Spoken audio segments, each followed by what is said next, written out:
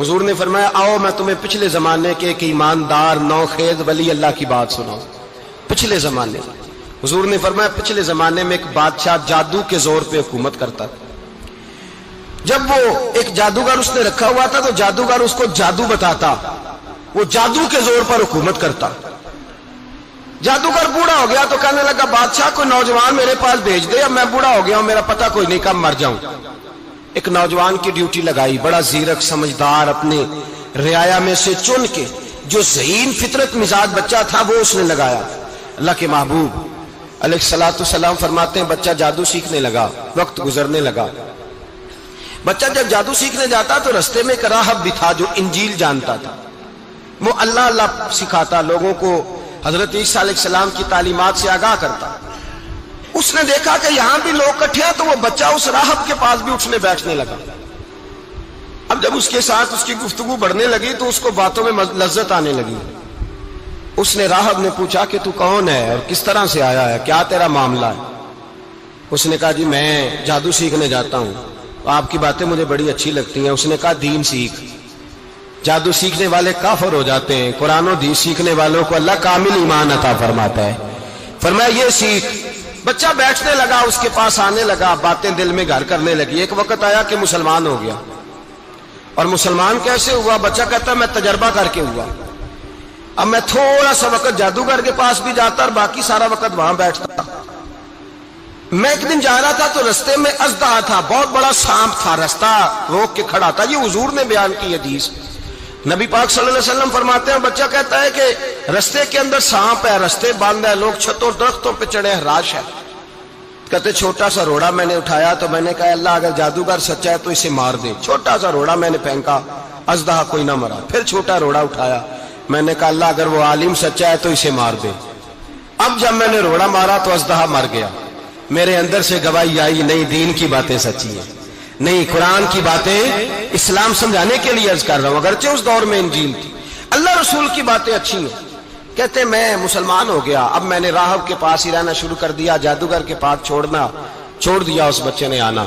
بادشاہ پوچھتا کہاں زیادہ وقت گزارتے ہو تو وہ بات گول کر دیتا. وقت تیزی سے بڑھنے لگا. اللہ نے اس نوجوان میں طاقت پیدا کر دی.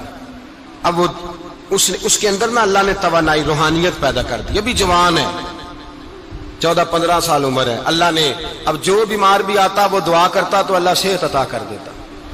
جو بھی آتا. بادشاہ کا ایک درباری تھا, بادشاہ کو پنکھا جلتا تھا, وہ اندھا ہو گیا.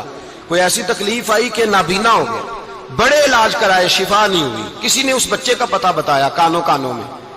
اس کے پاس گیا تو بچہ کہنے لگا شفا تو ہو جائے گی پر کلمہ پڑھنا پڑے گا, مسلمان ہونا پڑے گا, جس پیغمبر کا میں غلام ہوں تجھے بھی بننا پڑے گا, دین پہ عمل کرنا پڑے گا, اللہ شفا دیتا ہے. اس نے کہا تو مجھے کلمہ پڑھا, مجھے شفا دے, میں تیار ہوں. اس نے کہا شفا تو اللہ دیتا ہے. اس نے اللہ تبارک و تعالیٰ کا ذکر کر کے دعا مانگی. یہ مسلم شریف میں حدیث ہے, طبرانی میں موجود ہے. اللہ نے اسے شفا دی, اس نے کلمہ پڑھنا شروع کر دیا. یہاں ایک نقطہ لکھا ہے ہمارے علماء نے, کہتے ہیں جب اللہ ولایت عطا کرتا ہے نا تو یہ سفید بالوں والے کا حصہ نہیں ہوتی. اگر جوانی میں کوئی آدمی توبہ کر کے تصوف کے راستے پہ چلتا ہے تو سب سے زیادہ ولایت اللہ اسے عطا فرماتا ہے, سب سے زیادہ ولایت اس کے پاس ہوتی ہے. ابھی اس کے بال کالے ہیں, چڑھتی جوانی ہے, دعا کی تو اللہ نے, اور حدیث پاک میں موجود ہے کوڑے آتے تو شفا یاب ہو جاتے, اندھے آتے تو شفا یاب, برس والے آتے تو اللہ سے دے. جوان ہے. بادشاہ کے پاس وہ واپس گیا, وہ جو آدمی جس کی آنکھیں ٹھیک ہوئی تھی. بادشاہ نے پوچھا کہ کیسے شفا ملی تو کہنے لگا میرے رب نے شفا دی ہے. بادشاہ سجدے کراتا تھا, اپنے آپ کو منواتا تھا معاذ اللہ. کہنے لگا میرے علاوہ کون رب ہے؟ اس نے کہا وہی رب ہے جس نے تجھے پیدا کیا ہے, اور وہی رب ہے جس نے مجھے اندھے کو آنکھیں دی ہیں, وہی ہے میرا مالک. کہا اچھا تو مجھے نہیں مانتا؟ کہا نہیں میں اپنے رب کو مانتا ہوں. بادشاہ نے اسے سزا دی, ستایا. اس نے بچے کا پتہ بتایا, پر بچے کو بلا کے ستایا تو اس راہب کا پتہ بتایا. راہب بھی قتل ہو گیا, نابینا بھی قتل ہو گیا. بادشاہ نے کہا سپاہیوں سے اس بچے کو لے جاؤ اور پہاڑ کی چوٹی پہ جا کے نیچے پھینکو تاکہ مر جائے. بچہ پہاڑ کی چوٹی پہ گیا تو ہاتھ اٹھا کے کہنے لگا یا اللہ میرے لیے نہیں اپنے لیے, میرے لیے نہیں اپنے لیے انہیں اپنی قدرت کے جلوے دکھا. میرے لیے نہیں.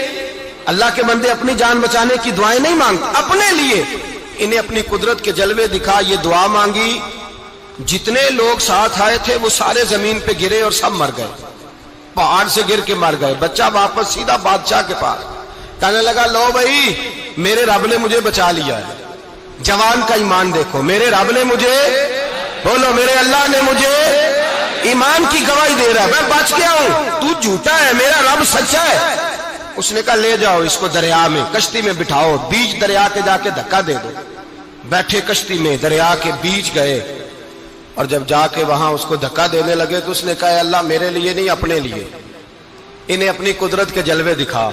بس ایک طوفان سا آیا, جتنے سپاہی ساتھ آئے تھے ڈوب کے مر گئے.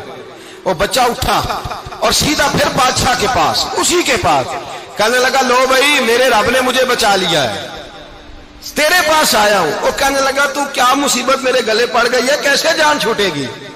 تو بچہ کہنے لگا اگر تو مجھے باندھے درخت کے ساتھ اور سارے ملک کو بلائے, لوگوں کو اکٹھا کرے, پھر تو مجھے تیر مارنا, میں تجھے بتاؤں گا کیسے مارنا ہے, میں مر جاؤں گا.